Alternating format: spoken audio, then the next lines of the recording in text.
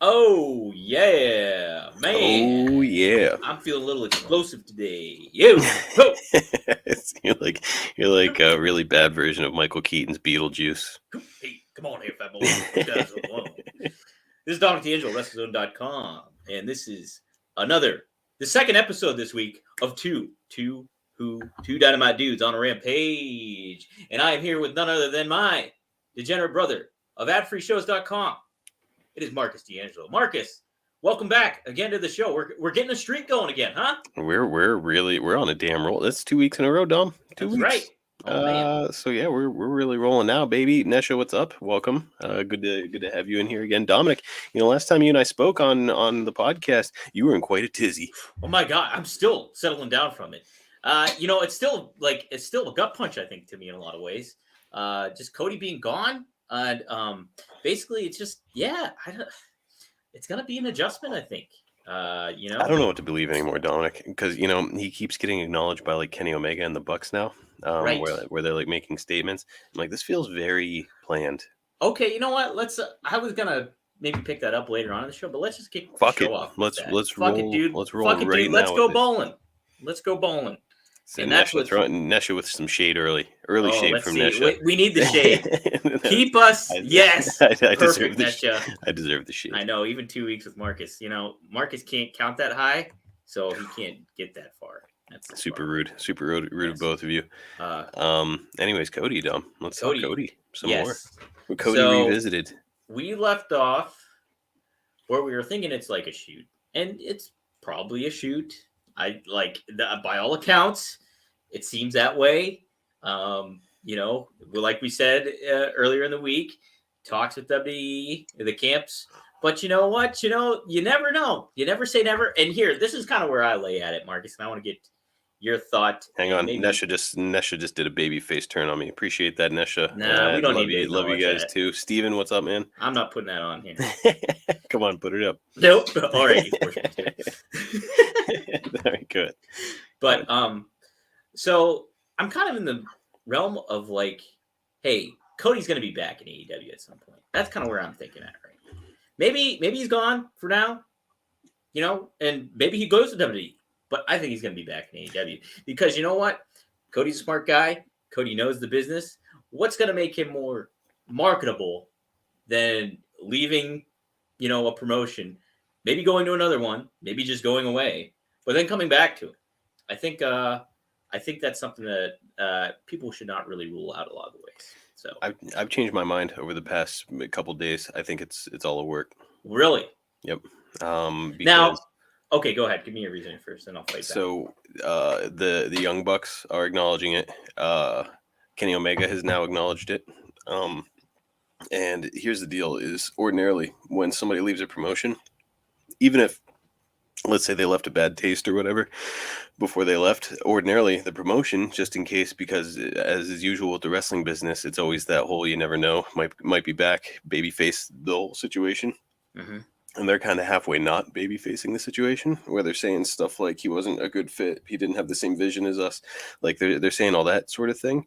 And to me, it's like if they were just saying, I don't, wish him the best of luck, best in his future endeavors. If they were doing that whole thing, then I would find it a lot more believable. But the fact they're kind of like kind of being aggressive or coming at him a little bit, like tossing a little shade in a way, a little shade, that is telling me that the whole thing is a work. I've completely changed my stance. Also, if you think about it, Dom, so like the media, there's media personnel out there that are saying stuff like, rumor is that WWE's in strong talks with Cody and this and that. I would not be a bit surprised if Tony Khan is calling in some favors to media people. There's somebody with a connection to some media people is saying like, hey, can you float this out there for me? Like some sort of leaks or something. Marcus, that's where I was going to go next. It's like, okay, so where a lot of these quotes came from was what I wrote on WrestleZone.com today, but it was also courtesy of Jeremy Lambert of Fightful, who did all the transcriptions. We know how tough transcriptions are and how daunting they can be, and Jeremy Lambert does A+ job at them. So props to him.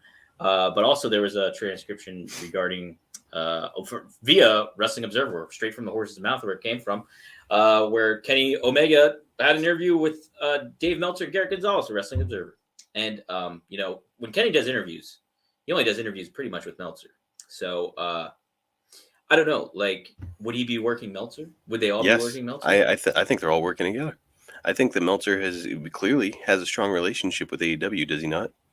Yeah, but from I guess if you're going from a writer or journalist perspective, yeah, you kind of don't go that way, right? Like, you're not supposed to, especially at the caliber he's, the reputation he's gotten. If he's getting, there's something going on with Meltzer and AEW, and I don't think that there's any denying that anymore. He backs them too much on everything to not have some kind of a vested interest. Now, I'm not saying that he's on the payroll for the company. He's not. No, I don't think that he is. But I think that he's developed close relationships with the Bucks and a lot 100%. Of people there. And I think that if they were to say to Dave, hey, can you help us with a storyline? We're not going to tell you to directly say anything specific about Cody Rhodes, but if you can help us by kind of halfway floating some ideas out there, or giving us a forum to float ideas. And I'm sure he would be happy to oblige. Rich Murphy is saying Cody's coming back as a monster heel, demanding a world title shot for coming back. I wouldn't hate it. That's kind of a good idea, actually, Rich. I like that. Yeah. So I did the hot tag, our other show on WrestleZone here, where it's around the horn, but with wrestling writers and personalities, and everybody across the board said it was all a shoot. Like, there's no word to it. So I don't know. I don't know what to think anymore. To me, the whole thing's been a little too on the nose. Dom Nesha, she has heard that he was in Florida today filming stuff for WWE. What news source did you get that from? Nesha? Yeah, Nesha. I didn't hear anything like that. I was just on the website doing articles and stuff, but I did not. Does Nesha have insider information? I gotta know, Nesha. You gotta let me in on this. Help me out here. But Mark, yeah, I mean, that's what makes wrestling so entertaining is like, yeah, it's like the blurring of the lines. And I mean, this is the new kayfabe, is this sort of thing. The work shoots. I really think it is. I'm with Steven here though, too. Sorry to interrupt, but I'm with Steven here. Like, I'll believe it when Cody's in WWE. I'll believe it. You look at this thing. There was talks about Kenny being in the Royal Rumble. Remember that? Do you remember hearing any scuttlebutt about that? I don't. It was just so. And then obviously with this Stone Cold talk coming back at WrestleMania, I honestly do not think Austin is coming back for WrestleMania. I cannot fathom it in this short amount of time with a short amount of story to be built. A worthy enough opponent to be facing Austin in his return. It's not there. It's not in the cards, and I don't think Austin's doing it. It would have to be Roman Reigns. Roman Reigns or nothing. And that right now they have it title versus title at WrestleMania, Brock Lesnar versus Roman Reigns. So right, it's just like it's not happening. And so like I'm with that kind of in this camp of like, okay, there's all this talk. There's always every talk when like stuff goes around. WrestleMania season stuff goes around. Stuff changes, and buzz is going to be created. So I do not believe. I just will not see Cody in WWE unless it really happens. And, here are the two most likely scenarios in my mind, and that's that I think that A, it's a work on the part of AEW. There's no Cody's not leaving, or B, it's still a work, but they have decided to open the forbidden door with WWE a little bit. Yeah, like how WWE dipped the toe with Impact. A lot of people though are saying, "Hey, is he going the loose cannon route?" Brian Pillman, Honestly, it wouldn't be the worst thing for Cody. And so WWE has proven with Mickey James that they're willing to let the forbidden door open a crack. Why not do it with AEW? I don't think there's going to be a working relationship with AEW and WWE. I just don't. I remember hearing back in the day that somebody had said, gosh, I can't remember. I feel like I heard this in a shoot interview or something, but that somebody was saying that Eric Bischoff probably would have been way more successful if he had a working relationship with Vince McMahon as opposed to trying to put him out of business. Sure, and let me go this route too. I don't think Tony Khan's against working with WWE. He's made it clear in the past. Yeah, I don't whatsoever. I think it's just more on WWE's end where they won't want to work with anybody. I don't know. Here's the thing: is it would be good for both brands. Because all of a sudden you are gaining more interest in WWE. Like, oh my God, Cody Rhodes came over from AEW to WWE, and then it's like we got to see what AEW is going to do to respond to this. You know, imagine like, hey, they aren't using Ricochet over there at WWE. Let AEW have him for a couple weeks. They were doing it with ECW back in the day. It's true. Something Kenny brought up too in his interview with Meltzer was he does not think it's a financial situation or thing between Tony Khan and Cody. You know, he thinks that's not an issue. It's more like if it's creative or like how his vision was. And let me say this too, Marcus. I think we're more. I mean, if we had a preference of how the wrestling story should be told, like we're more on the vision of Cody than we probably are with.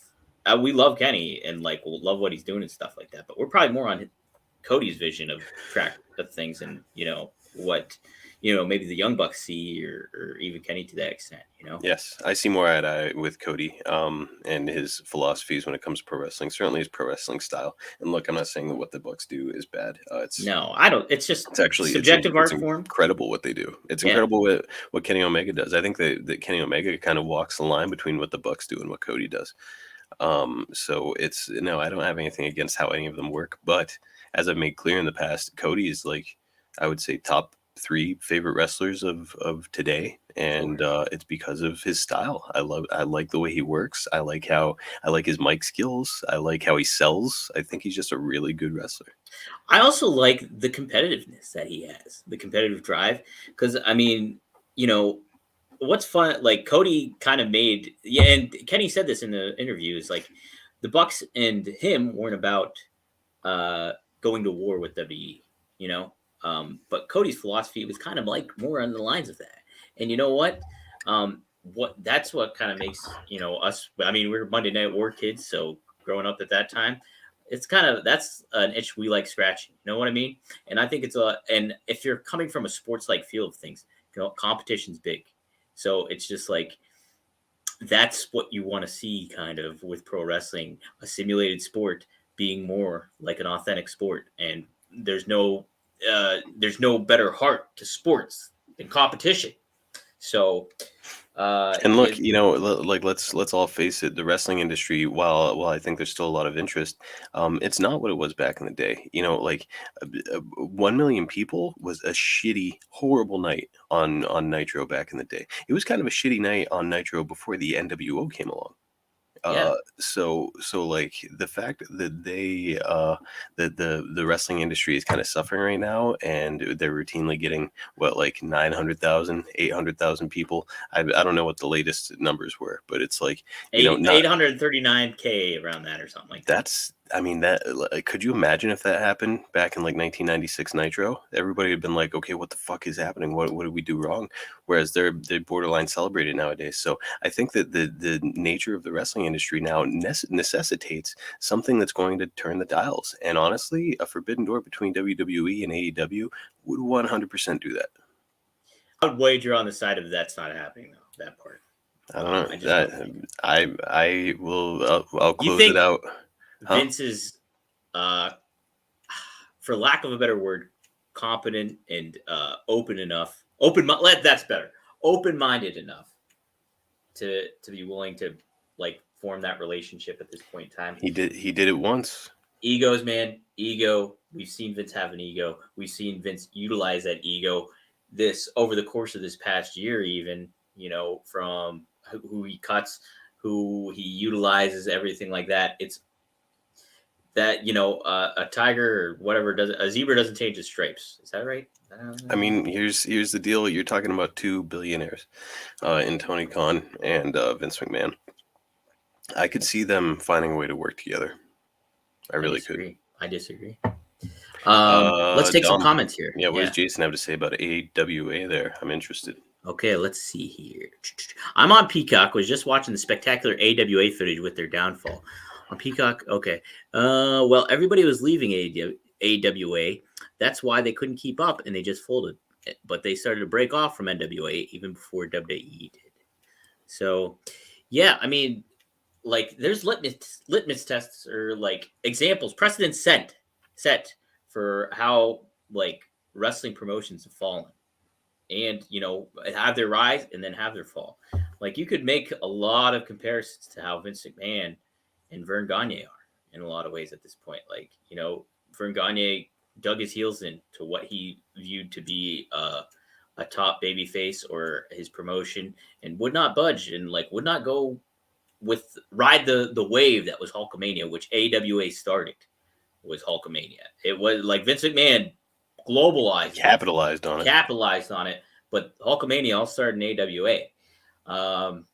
Now you look at the building of new stars, it's not happening in WWE. I mean, look, we're getting Roman Reigns versus Brock Lesnar for the upteenth time as your main event of WrestleMania. So it's a lot of stuff is not like Big E jobs out for no reason.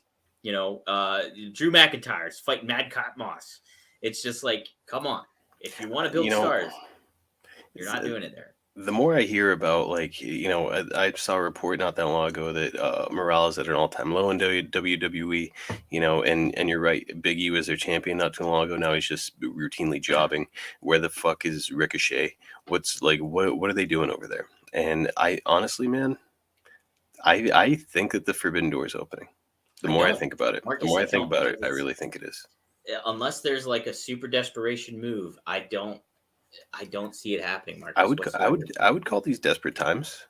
But is WWE aware of that being desperate times? Is Vince McMahon? If their own talent, look, there's I'm sure that there's plenty of stooges that read the wrestling news and report back to Vince on it. If I'm seeing that it's out there that WWE talent is displeased, 100% Vince McMahon knows about it. Yeah, but is he going to do anything about it? I don't know, Marcus. I just don't know. It's interesting. It's interesting. Something I like thinking about it. I think it could be fun. Yeah. And here's the deal: we can stop belaboring this point and move on. But 1997, ECW, their guys started appearing on WWE TV and vice versa. Different circumstances. Is it?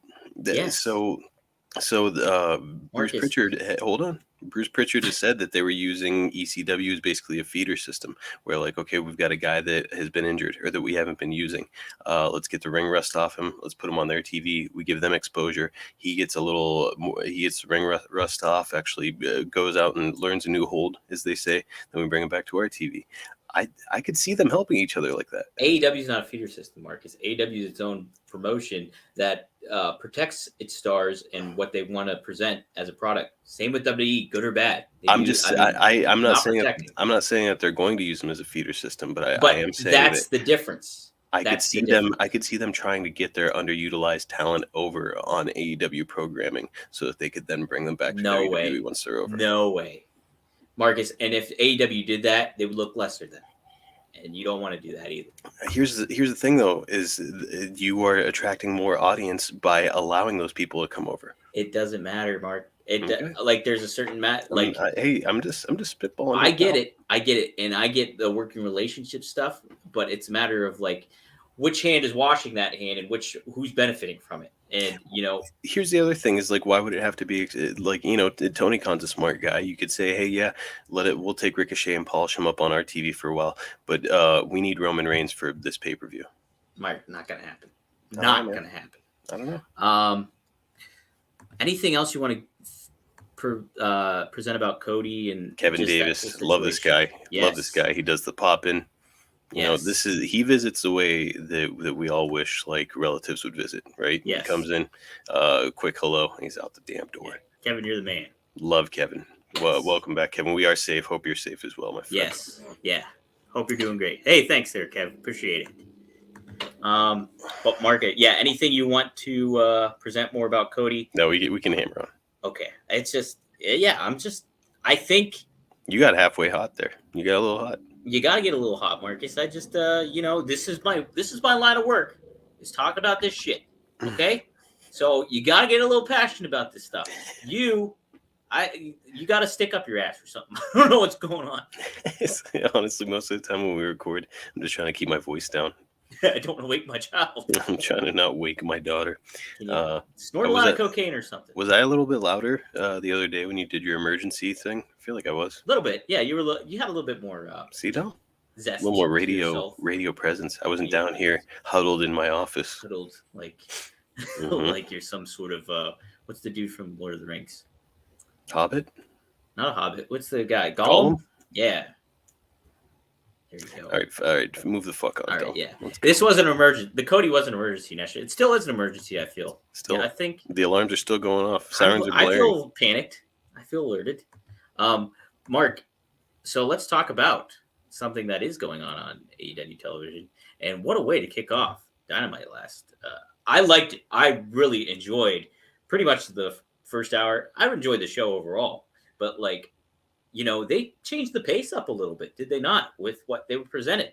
Usually you have a match that's pretty extensive and going on and everything like that. Here we get CM Punk sitting mid-ring and doing what he does best. I mean, which is arguable too because he's a very good wrestler, but cutting promo. And dude, old school Piper in Portland, like all those references and stuff like that. They've been dropping Piper a lot too. I know, isn't it? I love it, man. I love it because you know what?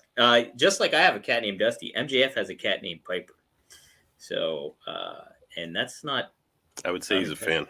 He's a fan. So, and Punk knows that too. And so, him doing the dog collar match, something Piper and Greg Valentine are infamously known for, and the callback too, with having Greg Valentine during the dog collar match, between Brody and Cody, it's. I'm ready for it, man. I think this is. I have a friend, Marcus. Both and I have a mutual friend named Jim, who thinks that the feud has been going on too long. I could disagree. Yeah, I could. 4 months. It seems like it just seems there's a lot to still enjoy from this. No, and that's what's great about pro wrestling. It was back in the day, these long feuds that keep building and building, and then you get a rubber match and blow it off with a gimmick. MJF plays chicken shit, avoids CM Punk for weeks on end.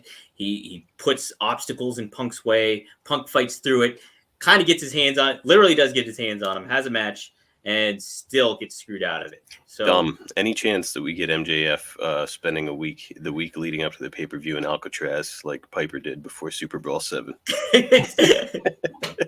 What a hat tip that would be. That would be quite something. Dominic, Steven Chambers making a pretty good point there, bub. He's saying, will the dog collar match live up to the hype, comparing to Piper versus Valentine and Cody versus Brody Lee? Well, look, Cody versus Brody Lee set a new standard in my mind, especially because that was Brody Lee's last match. It wasn't it? It was, right? No, it wasn't. Are you sure? I think it was. I'm not sure. I think it was Brody Lee's last match was the dog collar match. So honestly, did he fight Mox before or after that? I don't remember. Drop it in the comments if anybody here remembers. Somebody knows. I'm pretty sure the dog collar match was the last match. But in any case, no, that one stands alone, and I think always will stand alone just because of kind of what it represents for Brody Lee. That being said, I think that these two can make their own mark by putting on what I'm sure is going to be a well thought out kind of technical masterpiece. Yeah.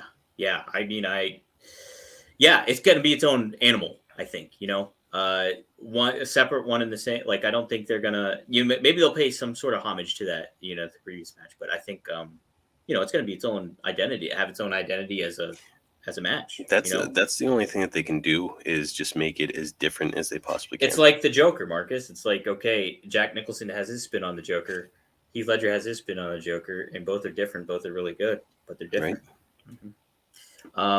John, we just discussed this, but if you think Cody Rhodes is going to WWE, he's just taking a break. I think he's taking a break. I don't think he's going to WWE. I think it's a work. Marcus thinks it's a work. So, there we are. Dom, we're really running over into Nesh's Impact time. I know. Hey, no surrender. It should be a pretty decent show. They got some interesting stuff set up there. Impact's been fun to cover. Just a different show. I really wish they would promote different talent at the top of the card. Joe Doring, there is your world champion right there.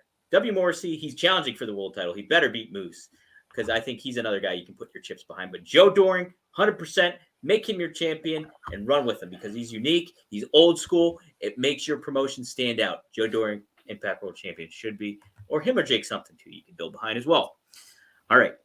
So Marcus, but yeah, I'm excited for this match. I love this feud, and I would be totally fine if they even play this out to what month is it? It's February. They can play this out. I think even till May.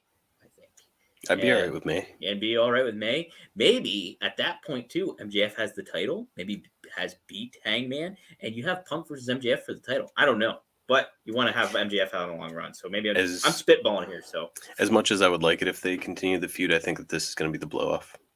You think Revolution here? I think MJF got his win.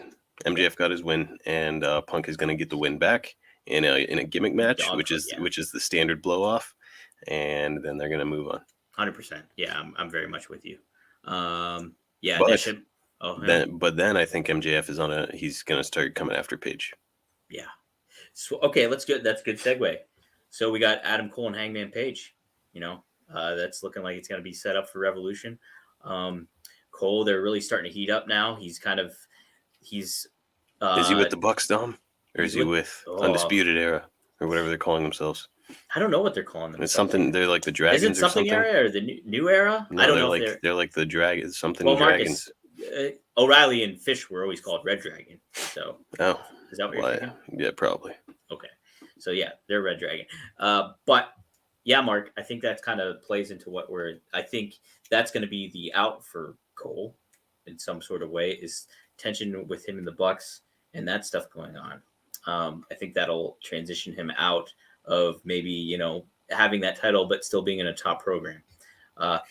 I do like that they're really starting to get more serious with Cole and, putting him in the main event picture. You say that, but then he had a silly moment with the cameraman. That's fine. It's Brandon Cutler. You can do that with Cutler. And like Marcus, didn't you see him be like a total dick to Tony Schiavone again? Oh no, I missed that. No, you missed that? So he was a dick to Schiavone. He told Tony to get out of the ring. Well, that's good stuff. Shit. Yeah, it's good stuff, Marcus. And that's playing to what you were saying. Like, he's like, as long as he's a dick to Tony, he's doing his job. He just, that's how you get over as a heel nowadays is fuck with beloved baby faces. Yeah. All right, I'm trying to look at some comments here. If let's see. Whenever Josh Alexander, Steven, I don't think Josh Alexander's coming back to Impact. Ever? His contract expired, and I don't think they're re-signing him. I don't know. I think he's moving on. Where will Josh Alexander go, Dom? It's tough. Ooh, you and I need to talk about that segment with old what's his fuck there with all the tattoos, House of Black, Malachi Black. Yes, I do have that on the list. So yeah, there was that segment. Marcus, why don't kick it off? Give me your thoughts. There was another person in the room, Dominic, and there's one person out there that's free agent that everybody wants to see that makes a lot of sense. There's two people. What you know which one I'm thinking of? I assume Wyndham Rotunda. Which one are you thinking of? Buddy Matthews, aka Buddy Murphy, who was involved in a storyline with then known as Aleister Black in WWE, where like they tried taking out Aleister's eye. Him and Seth Rollins tried taking out Aleister Black's eye, and he was one of Seth Rollins' disciples. Well, we're already copying WWE's Undisputed Era. It's like they're not copying though. Marcus, that's what I kind of like about this, honestly, is they're continuing a story. And you're talking about that forbidden door. This is kind of like, in a roundabout way, peeking through the keyhole and saying, hey, we're continuing this story. This makes sense. You guys are familiar with this. Well, here it is coming into AEW, but still, Marcus, this plays into the whole fucking NWO thing in certain ways of what you liked about the NWO, is it not? Well, no, there's a difference. So Scott Hall and Kevin Nash were on-screen enemies in WWE by and large. They had moments together, especially at house shows where they were tag team when they were both baby faces. But that's not because they were the Clique. It was because, okay, well, we got the two top baby faces in the company, so let's have them tag team together. Whereas then all of a sudden they come on the other program and they're like, nope, we're actually buddies, and have been, for a long time, and now we're taking over this company. So it's different. The Undisputed Era, that would be more like when Ted DiBiase comes to WCW, if he just immediately aligns himself with VK Wall Street, aka IRS. So I think that there's a big difference. Marcus, I think the fact that you're playing into WE guys coming over and trying to take over a different promotion, I mean, that's kind of playing into a story of its own, but still, it's still that connection. So, I do think it's interesting that AEW seems to have more respect for WWE's canon than WWE does. So, Jason, I don't agree with this. I mean, I like both of them. I think Zelina Vega is a very good talent, and when utilized as a manager and what she can present, I think she's great. I think she's awesome. She's on the level like of Selena De La Renta, who I love a lot too. But I love Aleister Black. Marcus knows I was big into Aleister Black in NXT, everything like that. So, and I love what he's presenting here in AEW. I want them to cultivate, to perpetuate more of that with him and everything. So, yeah, I think he was a big miss by WWE. 100%. Mark, I think it's going to be Buddy Matthews, and he's been talked about as an excellent athlete. He is an excellent athlete. It's again a matter of presenting him in the right way and seeing what you can do. I mean, okay, I covered this. This is this is still in the lines of thing.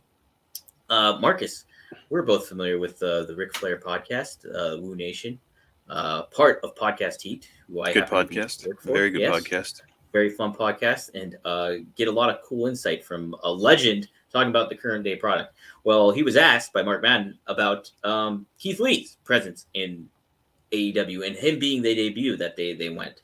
Now, to your point, in a roundabout way, to your point, Flair was like, well, I think, a bigger surprise would have been Bray Wyatt, but he does like Keith Lee. And he said, as far as, what it goes to Keith Lee showing up and then kind of getting that, it's going to be tough. It's going to be tough to make your way no matter what to get yourself over. Sometimes it takes years to get over. And he says it's going to take years for Keith Lee to get over. But Matt made the point too that Keith Lee's 37, wrestling primes roundabout 36, 37, where you're making money and all that stuff. Flair wasn't aware of that when that was brought up, and he was like, I didn't know he was that old. You didn't know he was 37? No. How old did you think he was? Just if you I would have guessed 32 maybe. Oh, okay. So no, he's older than me, Mark. And so Flair said, though, that's just even going to make it tougher because of how people perceive age, everything like that. It's all changed, those kind of though. factors. I kind of agree with that too. It has changed because you look at like when Batista really hit his stride, he was like almost 40. Look at Ric Flair. Right. He was in his. But 40s. I mean, Flair's established. Flair was very much established, so way before that. So I mean, he was. But how about another great example that Conrad uses a lot? AJ Styles. Mm-hmm. He's getting up there. Yeah. Oh man, people are talking about Theatrina a lot in here. So Marcus, but I think it's and we talked about on the hot tag too is the big issue is trying to figure out the roster and how to lay that all out. And Zach Cador made an excellent point of the PW Torch where he said, you want to focus on, you want to have these guys that are at your tippy top like level of the card. You need to define that more. And he said, most importantly, you have to make the world title the biggest aspect of your whole show. And so he was saying too, to that aspect of like, sometimes it seems like with Hangman, like how they're positioning Hangman, that's like the fourth or arguably something around that area of the show where it's like the fourth biggest thing and not the first biggest thing. A very interesting discussion. I thought he put it in a pretty good perspective of how maybe AEW should lay out a game plan. Overall, I guess, Marcus, this is a broad question, but AEW, does it look like they're getting on the right track with things from an assessment standpoint of how they're presenting everything? Or do you think there's still a lot of stuff that needs to be tightened up, so to say? Well, I think it's a little column A, a little column B. I think they've certainly leveled up from where they were in, let's say fall 2019, where there was like some really cool, exciting stuff happening, and then there was some stuff happening that you're just like, what the fuck are they doing? It felt very wrestle crap at times, where now it's like, okay, there's a lot less wrestle crap. However, now they've got a roster just jam-packed with people. we saw a run-in from the Dark Order. I can't remember if that was this week or if That it was this last week. That was this week. We saw a run-in from But the I Dark forgot Order. about that. When I saw them and 10 came out and he started like dominating, I was like, oh yeah, I forgot that those guys exist. I haven't seen them in forever. So now all of a sudden, we're including. I think 10's got a match against who is it? It's Oh shit. Was it Adam Cole? Maybe. I think 10 is Yes, I think you're 10's right. got Adam Cole, and it's like, are we suspending our disbelief in the least to think that he's gonna win that match when we haven't seen him on TV? He just appears all of a sudden, and now he's taking on Adam Cole on during Cole's feud with Hangman Page. Right. So I think that kind of thing is problematic. Obviously we need people to be enhancement talents, and that's great. But he was involved in a relatively high profile storyline not that long ago, and now he's just coming in and he's gonna get blown out by Cole on Cole's road to Page. So yeah, I just, in a nutshell, I took a long way around of saying I think that there's still some issues. It's certainly issues as far as people movement because there's so damn many of them. Now, I mentioned our friend Jim here earlier before, and I will say he made a very excellent point via text message, and I'm going to read it without his permission. Let's see if I can find it first. Here we go. I think it's down here. Okay. Not every match needs to run through commercials. I agree with that. Save the good matches for main events and pay-per-views. They all are good workers. We know that already. So yeah, I'll detail that here after I finish reading. Interviews, character vignettes, video packages are the way to go. Get me excited for these storylines. I think that's all salient points that AEW should be taking more of a focus on. Like I loved Bryan Danielson versus Lee Moriarty. And I thought it was such a unique standout kind of match, how they had one another. And I would love to see that. But you have to, for me, and I think for a lot of people, and for Lee Moriarty's sake, you have to establish who Lee Moriarty is through promos, through vignettes, through anything to that effect, where it's like we can relate and we can identify with this person besides just being a rookie and starting off. So I think it's a good idea in theory, but if you think about it, that's TV time, Dom, and that's TV time that you're taking away from somebody like Hangman Page.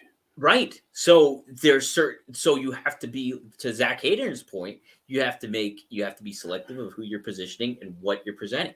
So if you have a match where Bryan Danielson is fighting Lee Moriarty, make Danielson the big focus. And if you want to present Lee Moriarty later on, then do so, but make that match a little bit quicker or something like that. And I'm speaking, ardent fans are going to tune into this stuff. I'm going to watch it. A lot of the wrestling Twitter is going to watch it and either like it or complain about it because Twitter's awful. So, but you want to get more people into watching your product, and that's how you do it. So, I actually, and Steven Chambers just said, screw the commercials, get more picture-in-picture. I know you said they shouldn't always run through a commercial, but I disagree. I think that running picture-in-picture through a commercial is a good thing. In that, when people would say, "Oh, well, it's just commercial, I'll change the channel."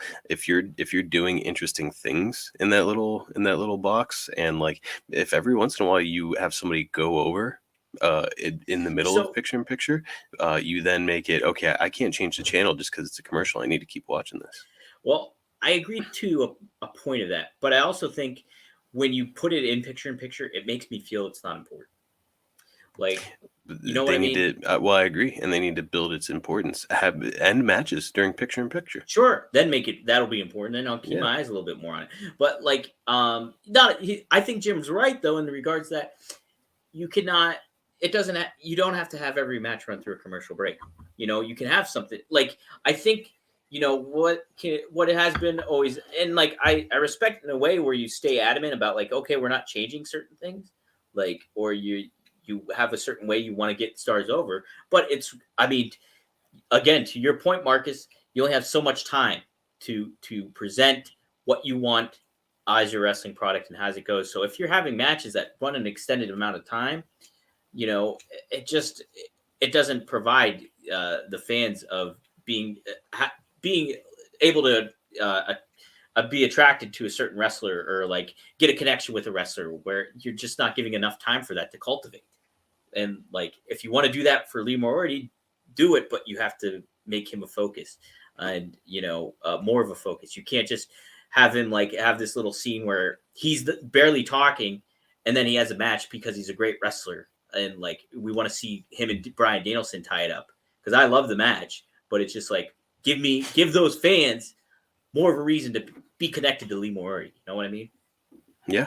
No, I mean, I understand, but Lee Moriarty, in my mind, he's Barry Darso. He's in that role right now where it's, he's just getting over talent on their way to what they're supposed to be doing. And if you're going to do it that way, if you want to not have the focus, just make those matches shorter then. But if you want to make him a focus, then give us reason that match is a certain amount of length, So I meant to not Barry Darso. Who's the guy who used to pat himself on the back? Barry Horowitz. Barry Horowitz. There it is. Mm-hmm.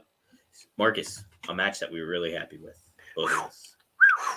Thunder Rosa, friend of the show. Thunder Rosa. Taking on Mercedes Martinez in a no DQ match. I'll let you take it away first, and then I'll give my perspective. I thought it was great. Here's the deal with Thunder Rosa is I know I put her over on basically every episode, and I stand by it. She's got probably the most marketability aside from maybe Jade Cargill out of anybody in the entire company. Marketable, and she's a great worker. And she's not just a great worker in one way. She's a great worker. She had this hardcore-ish match with Mercedes Martinez, and it was great. She has put on technical masterpieces with Serena Deeb and others. Super Blood and Guts match with Britt Baker. She can just do everything, and she's a good promo, and she's got a great look. She's a mega star. 100%. And the fact that she's starting to again kind of brush up against Britt Baker, it tells me that Tony Khan is starting to see it, and he's like, okay, it's time to get the title off Britt. At least I'm hoping if that's the case. Well, Marcus, that's happening at AEW Revolution. It got announced. What's up? Britt Baker versus Thunder Rosa. Gotta be. And by the way, Thunder Rosa needs to win that match. I agree. I think it's time to like, Britt's had an awesome run and like establish herself as like a top star for AEW. But, Britt's like Jake the Snake, doesn't need a title. She'll still be over. Oh yeah, and neither does Thunder Rosa, but I think she does to start it off because she's top of a star. I think Thunder Rosa needs the title in the same way that Hulk Hogan needed the title. In that it's gonna just establish her in people's minds as the best that there is. Agreed. Now, Marcus, what I really wanted to touch upon too was what you kind of alluded to was the look of Thunder Rosa and how she presents herself. It's top level stuff. How she walked out Kill Bill style, like in that attire, and then just dragging the steel chair like along with her. Fucking badass, man. Like ultimate badass stuff. She gets it. And she gets it. She, dude, I'm telling you, t-shirts, movies. She's one of those types, those rare talents that I see millions and millions of dollars out of if they use her correctly. Mark, it's like, and not only that, like from a presentation standpoint to an in-ring standpoint to a promo standpoint, you look at what she is outside of the ring too, like how, like, considerate she is of fans and everything like that. It's just like, put your chips all behind Thunder Rosa. It's just she's like Jade Cargill in that they're both just one of one. Mm-hmm. I mean, AEW hit home runs with both of them. How about that spot where she was outside in the crowd and like she had a fan help her out? Yes. You see that? It was awesome. Then on Twitter she was asking, and then on Twitter she was like, "Hey, anybody know who that fan was?" So she wanted to like pay him back in a way. Yeah. So. No, that's what's so cool about her. You and I have had the pleasure of having her on this very podcast. Also, you and I have hung out with her in person. Just like a very sweet, kind, cool human being, down to earth. And just also happens to be, I'm gonna say it, the most talented wrestler, certainly the most talented female wrestler, and I would say top two most talented wrestlers in the world. Somebody that Tony Khan's got to put number one as a promotion, as an ambassador. You know what I mean? I know everybody puts over Charlotte Flair, but honestly, I've seen them both work, and there's more to Thunder Rosa. Marcus, I mark out every time she does like that shotgun drop kick. Yes, it's incredible, and we actually talked to her about this when she was on the podcast with us. Like, it's been a while since I have, I love wrestling, always gonna love wrestling, always gonna be a fan. But it's been a while since I had that fan feeling where I'm like, oh, I really want this person to win. Oh, I really want this. Yeah, or like, the music hits and I get excited when the person comes out. It's been a long time since I felt that way. I get that way with Thunder Rosa. I really do. When her music hits, I'm like, yes. Like I get pumped up that she's coming out. And then as when they do a false finish and it looks like she's gonna get pinned, I'm like, oh no. You're invested. Yes, I'm 100% invested in Thunder Rosa. She is my favorite wrestler in the world today. Absolutely, man. Absolutely. Hey, what a great segue, because we're talking about one friend of the show. Let's talk about the other one, and Eddie Kingston. Oh, Eddie. Oh, Eddie. He's back, man. And it looks like him and Jericho are going to be button heads. How do you feel about all this? And I'm very excited for this feud. I will feel good about it if Eddie Kingston goes over and Jericho starts his Fozzy tour. I think that's what we're gonna get, man. I think what needs to happen is that Eddie needs to beat him bad. Like, leave him laying, hurt him. He can cheat, but like, leave him laying, have him completely fucked up, stretcher job, all of it. I kind of disagree with that. Let me finish though. Okay, I think it's good because A, Jericho's a legend. B, there's money in Eddie Kingston, and you can, if he leaves Jericho laying, does a stretcher job, gets him away from wrestling so he can go do his Fozzy tour. All of a sudden, you've made Eddie Kingston this very threatening person on AEW TV, a very threatening heel. A heel that in theory could pose a big threat to somebody like CM Punk. All right. Well, we already had a great match between Eddie and CM Punk. And I think let's revisit it with a different brand, a different flavor of Eddie Kingston. I just don't know. I don't think he's been a babyface long enough to like convert him over to being a heel. Like, Steven Chambers is ready to see Kingston or Jericho just out. Wow. Loser leaves AEW. Well, I'll look at that here in a second. But my thought process was pushing back at like Eddie not being a heel, because if you have him just destroy Jericho, you are cementing him more in a heel like role. Like, I think, there's cachet in like the babyface Jericho that's being presented right now. So if you have them have a big battle duke out kind of match where maybe like this match somehow kind of forms a stronger bond between Inner Circle overall, but like Jericho goes away, so Inner Circle is like just kind of that, maybe not totally disbanded, but just on hold or tabled, if you will. And you ride the momentum of babyface Eddie Kingston and a babyface tag team of Santana and Ortiz, like working together. I think that further perpetuates Eddie more so in a top level role, like that he can be presented in as well. So that's kind of where I push back at that. And I think the match itself should be competitive rather than like Eddie being dominant and establishing him as a heel. Well, I think we agree to disagree. I think that Eddie's gonna make. Hey, fuck you, man. I think that Eddie is. I think he would be much more at home as a heel, and I think he'd be a lot more believable as a heel. People like him though, Marcus. That reaction he gets. People like him because he's a badass heel, and he's authentic. So, all right, Dominic. This is unrelated, and I would be willing to bet that you don't have this on your little docket there. But do you think that Jim Ross is going to renew his contract with AEW? I know his when is it up? Is there a time where it's up? I just saw today that it's coming up soon. I don't know when specifically. I mean, you hear certain things. Yeah, let me start by saying I hope so. Jim Ross is. I think he adds a lot of value. I think he does, and I think he really establishes your wrestling identity.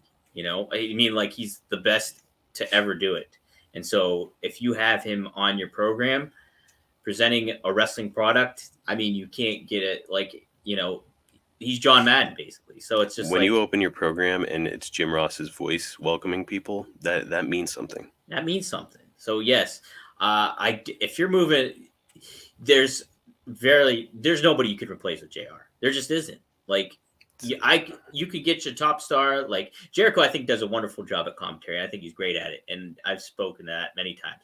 But it's just like he's a color commentator. JR is your lead analyst, like your lead talker.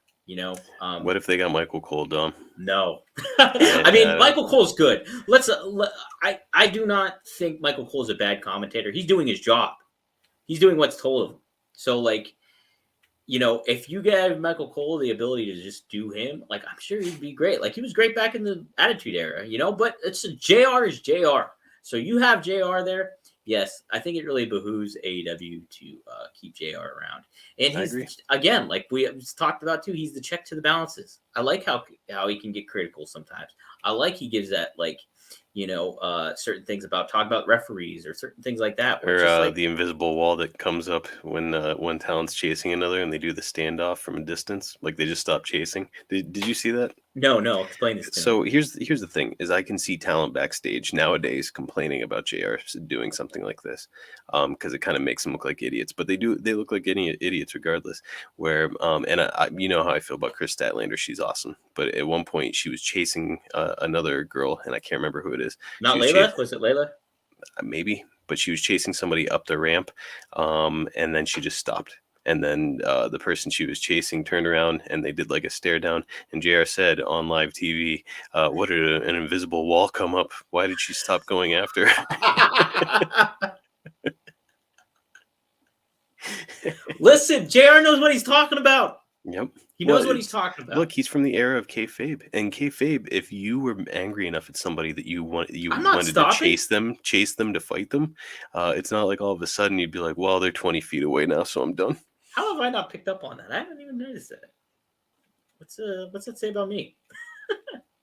So you're not paying enough attention, though. Starting to look a little inward now. Do I belong here? This is becoming a very philosophical podcast.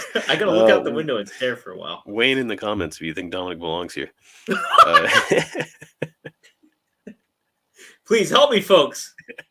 Am I deserving? Yeah. Do you have a good therapist you can recommend for Dominic? I need one. A wrestling therapist. All right. Hammer on, though. But no, yes, they should extend JR. I hope so. Mm-hmm. Friend of the show in a roundabout way. Yes. Indirectly. Yes. There's a off the air segment that happened between Marcus and JR. That's fucking hilarious. So we had a moment. It was a great moment. Awesome moment. Let's see here. Shit. I know there's something else. Okay, we didn't see this. Admittedly, Marcus and I did not get to watch Rampage this week. Jay White, though, had his in-ring debut. Listeners, viewers, if you're here, feel free to interject and say some stuff about Jay White. But, he's great. And I think having him kind of he's a big fulcrum, I would say, to that Forbidden Door in a lot of ways because he's the leader of the Bull Club. See, in my mind, he's doing a little bit more of the Brian Pillman thing right now. That's a good point. More from a kayfabe standpoint, right? So, I mean, is he all elite? Is he New Japan? Is he Impact Wrestling? Is he going to go to WWE? So that's why, as a shoot, he's more like in the Brian Pillman position now. At one point, Brian Pillman got a check from ECW, WCW, and WWE in the same week. Well, he's not WWE, that's for sure. Jay White. Well, not yet. I don't think he's going there. You never know. Geez, Sammy fucked up his cornea there, pal. We missed the fucking elephant in the room here. That main event was something, dude. Like that reaction between those, that was CM Punk level reaction for both those guys. Yeah. Right? I mean, they're over. And here's the thing is guys like Mark Madden and many others are consistently putting over talent like Sammy Guevara on their programs. I know that Mark Madden puts them over a lot on Flair Uncensored. And you do that enough with any talent and It's just like in football, right? Like Cooper Cup.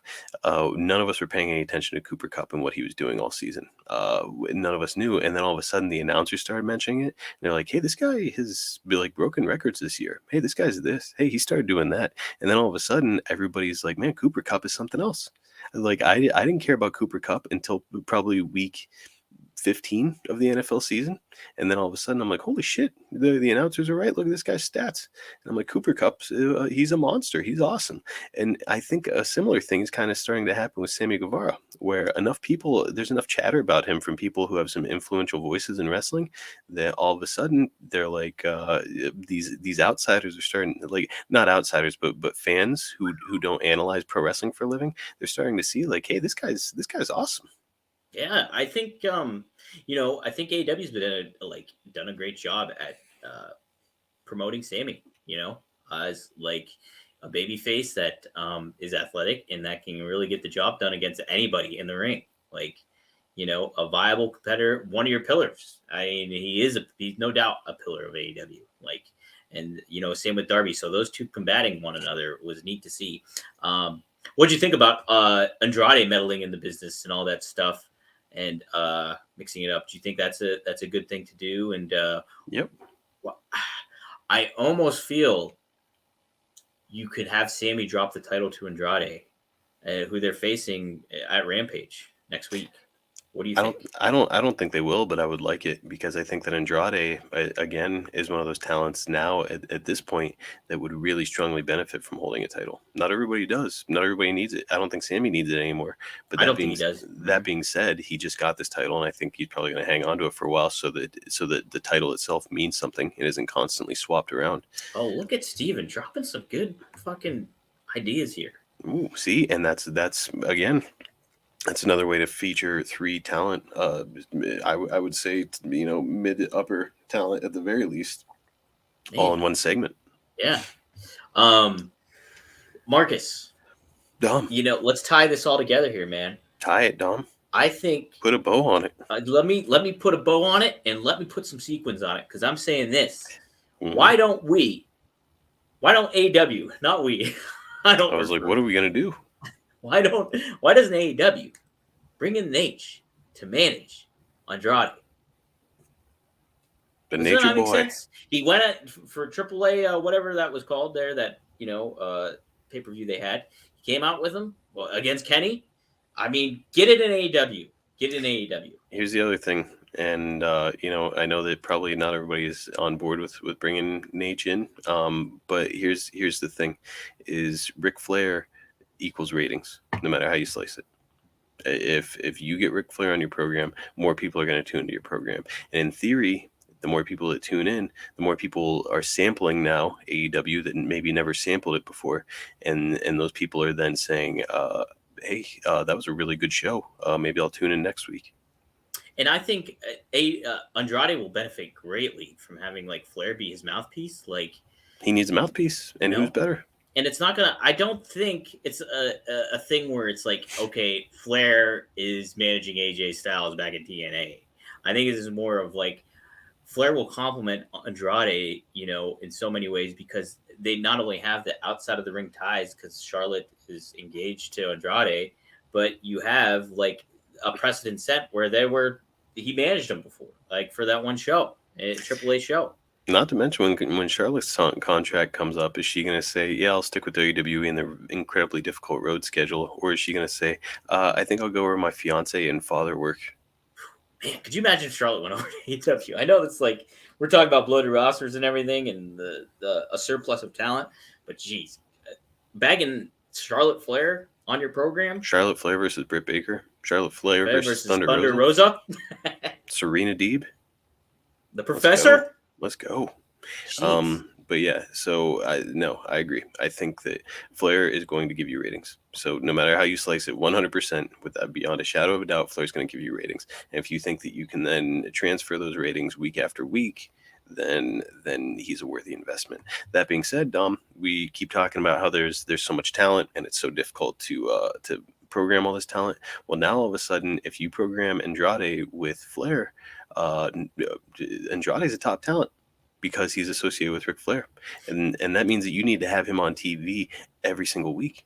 And I think it's right now. I think Andrade has to win that TNT title because, you look at what it's done for the talent that has held that title. You have a good, solid legacy behind this title already. That's a new title, like Cody. You have Brody. You have Darby. You have Miro. You have now Sammy. So if you get Andrade in that mix and have him further establish himself in that belt more so, like for how long as Andrade's been there, he hasn't really gotten a chance to really establish himself.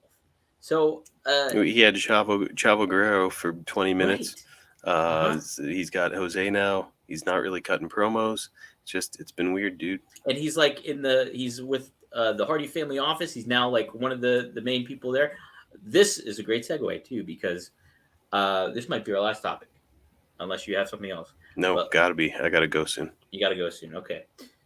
So, Matt Hardy has separated himself from Private Party. Are they out of the Hardy family office? What's Hardy next? Here's what's probably going to be next for our good friend of the show, indirectly, Matt Hardy. Jeff Hardy coming to AEW. Talk about some ratings, Marcus. Jeff Hardy showing up in AEW, I think, can do that. I think we touched on it last time. And it's, you get the Hardy Boys back together, and their first program, quite clearly, would be Private Party. Mm-hmm. That is quite something. And then, of course, we're going down the road toward the Young Bucks. We got the Lucha Bros. It would be FTR. Yes. And you talk about establishing a division too. You get arguably the best tag team to ever participate in pro wrestling with the Hardy Boys.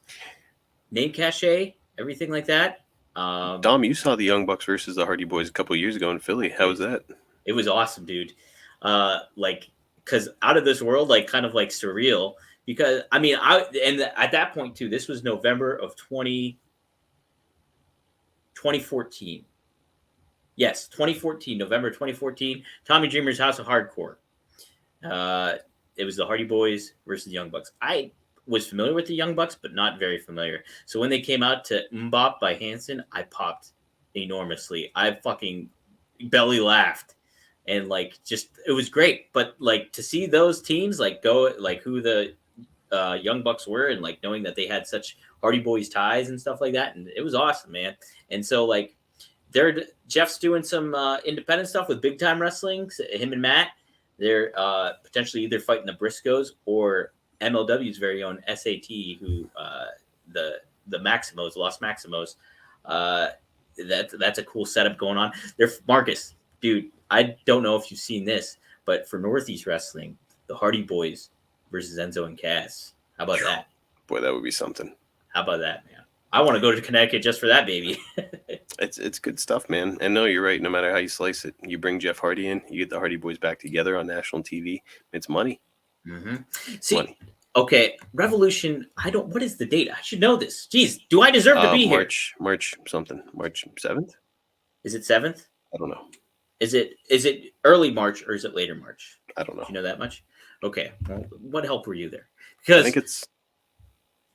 Nope. Hold on. I think it's March. Might be March 6th. I think you're right.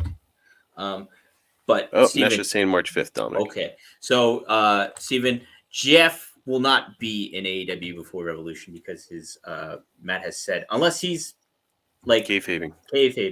He said that it won't be, I think, until March 10th he's available to do anything. But we'll see. So yeah, I think Jeff is an understood. When he came back to WWE, when him and the Hardys came back, I was like, they have another world title run with Jeff Hardy there. They could have positioned him right away up against, at WrestleMania 33 against their top stars and made him another talent that you could market behind and everything like that. They did not do it. They didn't do it, obviously. And, it's a real shame. So there's a lot of value in Matt and Jeff Hardy. I'm very excited to see this go. And Matt's been a lot of fun to cover as Big Money Matt. Perfect segue, Marcus. What's going on here at adfreeshows.com and what you got kicking? Boy. Oh boy. What do you guys got kicking over there, huh? Yeah, Dom, life is good over at adfreeshows.com. We're actually doing adfreetrial.com right now. It's 10-day free trial with ad-free shows. Get a little taste of what ad-free shows has to offer. And let me tell you, man, there's a lot to it.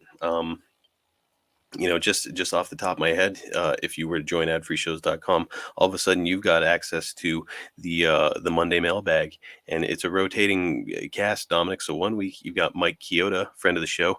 Yes. Friend of the show, Mike Chioda. Indirectly, right? It's all Indirectly. indirectly. No, we're just buddies with Mike.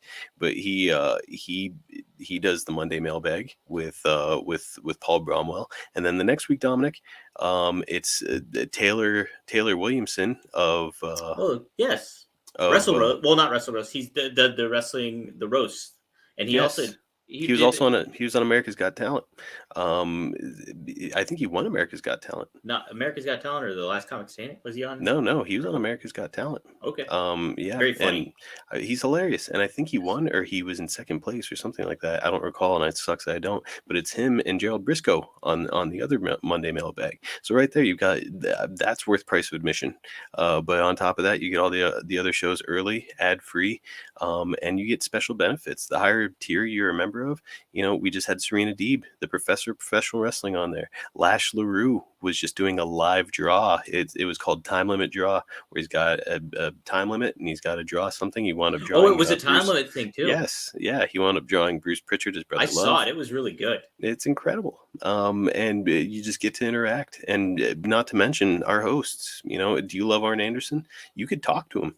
There's Q&As once a month where you can BS with Arn Anderson, Jim Ross, Tony Schiavone, Eric Bischoff. Eric Bischoff has actually weirdly, hilariously been making a habit of just calling people who are members randomly, where he's got your number and he'll just give you a call and check in, see how you're doing. It's not even about the show. He's just like, hey, how you been? He's loving it too. He loves doing it. Yeah. So make sure that you check out adfreeshows.com. At the very least, try a free trial. You'll probably fall in love with it while you're there. Adfreetrial.com, 10 days free. Dominic, what's going on with you over at Podcast Heat, WrestleZone? Holy cats, let me tell you, it's been a lot of fun doing Podcast Heat. I'm covering, The Extreme Life with Matt Hardy. That was my segue. It's been a lot of fun doing social media for those guys. Matt's talking about Big Money Matt and his the origins of that character and persona. Italian Stallion, Carney style to a T. He's talking about working with him early off and how him and Jeff got like WWE gigs courtesy of him, but like they had to work for it. And Dom, did you ever hear the rumor that the Italian Stallion was a leg breaker for the Mob back while he was still a wrestler? No, I did not hear that. This is rumor and innuendo. I tell you what, Marcus, have you seen a picture of Italian Stallion? I have. I know what he looks like. He looks like Danny Aiello, does he not? He looks like nobody to piss around with. He looks like Danny Aiello, like circa Fort Apache, the Bronx, Paul Newman. But I'm gonna go out on a limb and say nobody in this chat got that reference, but hammer on Dominic. Either way, yes. So it's been he's the Extreme Life of Matt Hardy had Private Party on there. Is that Mon? Yes, yeah. He's trapped in the basement with me. He's displeased, so we got to wrap this thing soon. So, but yes, Private Party's there, and Matt. This is the last family gathering together.